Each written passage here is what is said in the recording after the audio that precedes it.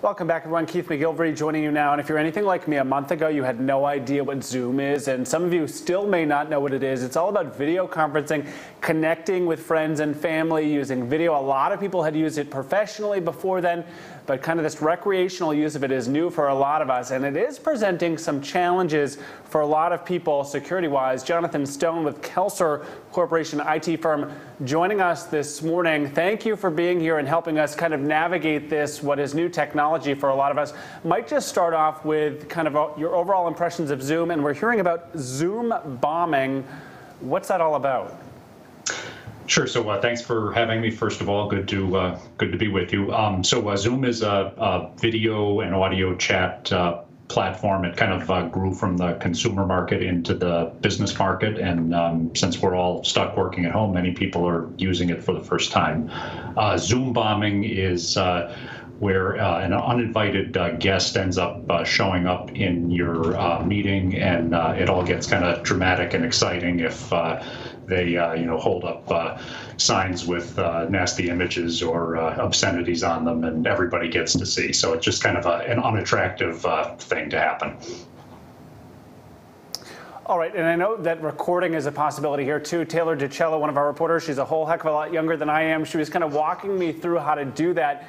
But there are some dangers there as well. What are you seeing on that front?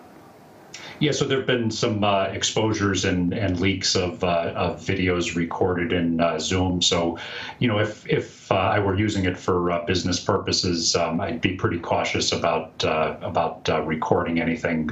If I had to record things, I'd probably record the files to my PC rather than recording them to the Zoom cloud. But best to avoid it if at all possible. Then there's just no way it can end up somewhere where it shouldn't. And I know a lot of times we've talked to IT professionals, be it from your firm or others in the past, who have told us to safeguard our personal information, that stuff can be stolen a variety of different ways. It sounds like Zoom here is not an exception. Yeah, it's I think there have been a lot of vulnerabilities discovered in it because more people are using it. So yeah, the same common sense kinds of rules apply. Make sure the Zoom software is up to date. There have been a couple patches released very recently. Make sure to use the password feature when you're inviting people to your meetings, and make it a hard to guess password. Know who you're talking to when you're on Zoom.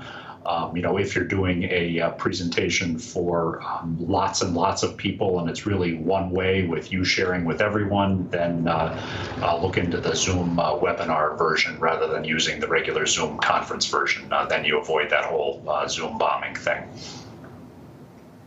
And you touched upon it a little bit here already, but maybe some advice for those of us who are kind of walking our parents through this technology, things that they should be aware of if they're exploring it on their own. Do you have a preference when it comes to what device we're using it on, be it a computer, an iPad, an iPhone? Does that matter at all?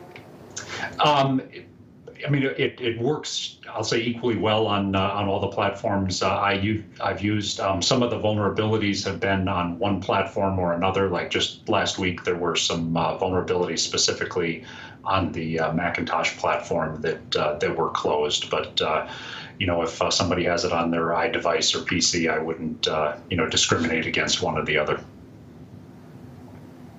All right, Jonathan Stone with the Kelser Corporation, thank you for helping us navigate what is a brand new path for so many of us. Please come on back as we try to explore these new technologies together. Have a great day and stay safe.